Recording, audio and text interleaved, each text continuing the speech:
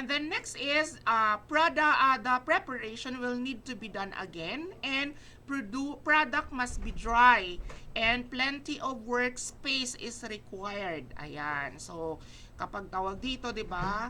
Ayaw naman natin na paulit-ulit na lang yung gagawin natin, 'di ba? Kasi nga it wasting your time to do it again and again. Okay.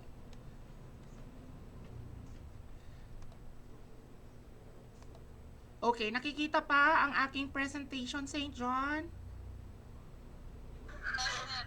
Okay, good. Anong nakalagay? Decorate to enhance appeal na ba? Ayan, very good. So kung napapansin nyo, 'di ba? It is the appearance of our Petit Fours, 'di ba? It is appetizing, 'di ba? Tama ba ako? Parang gusto mo nang kunin at saka kainin.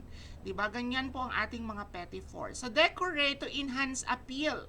You have to plan the decoration. Kasi hindi lang po basta-basta na basta ka lang gumawa and then saka mo i-decorate kasi wala siyang magandang outcome, wala kang goal. 'Di ba? Parang kanyan eh. Parang iyong tawag dito, parang iyong future. Tama ba ako? Kasi pinaplano natin lahat. Everything is on the plan. Kasi kung wala po tayong plano, hindi po maganda yung outcome ng ating gagawin. Avoid very big decorations. Ayan. Tandaan po natin, you have to plan the decoration and avoid very big decorations. And last is the complement the Petit Fours. Ibig sabihin dapat, yung ilalagay yung mga decoration, it is a complement din and contrasting din dun sa tawag dito, dun sa gagawin nating Petit Fours. Baka mamaya, di ba, sa sobrang laki ng tawag dun, sobrang laki ng iyong decoration, di ba, hindi na makikita yung iyong Petit Fours. Tama ba ako, St. John? Hello? Ay, wala ata akong kausap. Oh, ayan, very good. Okay, so nakikita po ba yung fresh Petit Fours? Okay, the fresh Petit Fours, also called Petit Fours frais or fresh armoise, ibig sabihin nun, filled with a pastry cream and often topped with fresh fruits, miniature eclairs, and cream puff. This type of Petit Fours is created with mini pastry.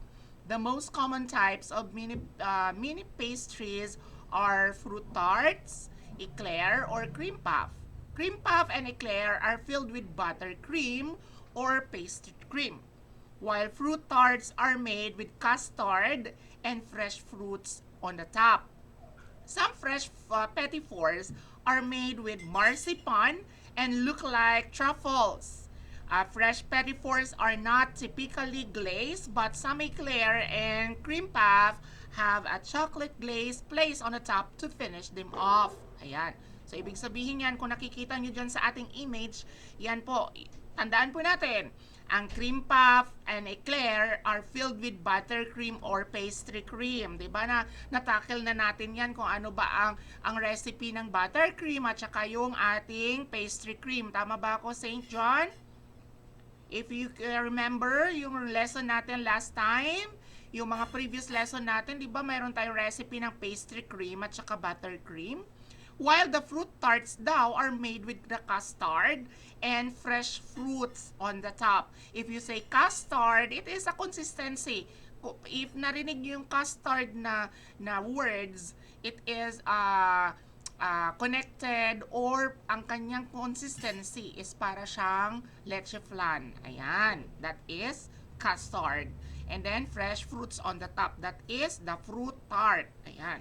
Pwede din siyang, kung walang custard, pwede siyang gelatin. Kagaya nung pinakita kanina on the image or dun sa ating image na nilagay dyan sa PowerPoint. Okay. So, may nakikita po ba na slide today? Hello?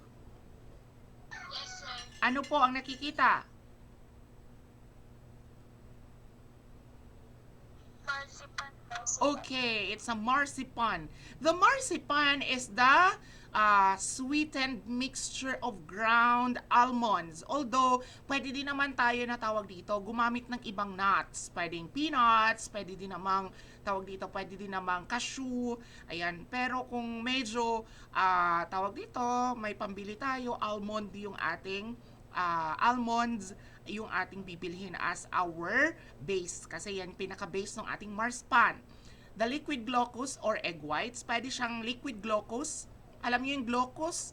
Yun yung parang syrup siya na masyadong malapot, kulay puti yan na nabibili siya sa supermarket. Ang kanyang pangalan is glaucous. Ayan, glucose sugar. Ayan, medyo malagkit na liquefy na sugar siya.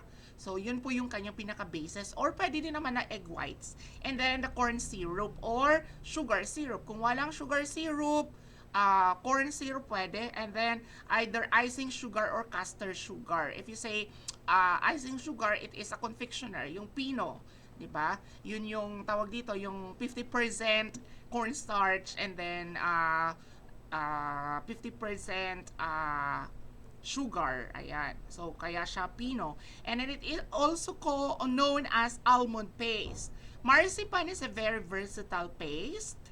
Petit Fours based on the marzipan are attractive and popular for their color and appearance and their delicate pleasing taste. Ayan. So, mayroon po siya, very popular daw siya kasi nga masyado masarap yung kanyang lasa. Kasi ikaw ba naman ang base mo is nuts, di ba?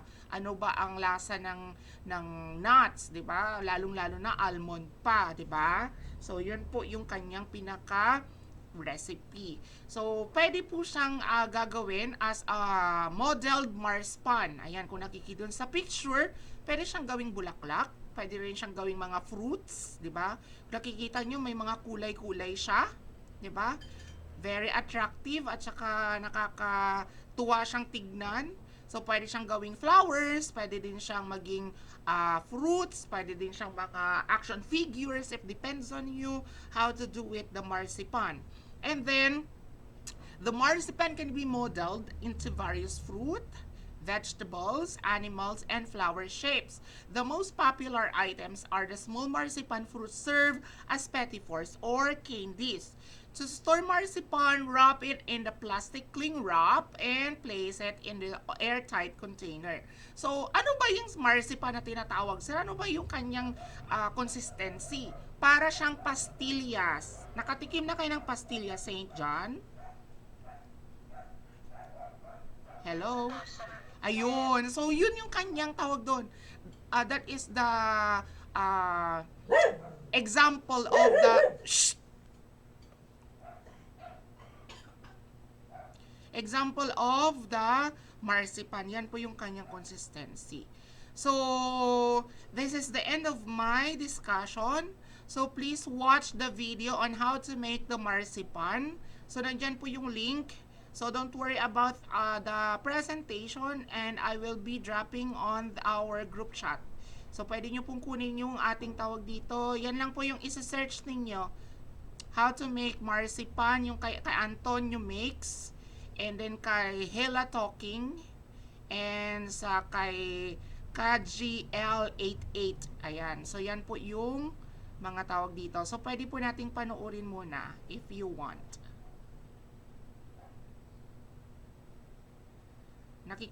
Wait lang.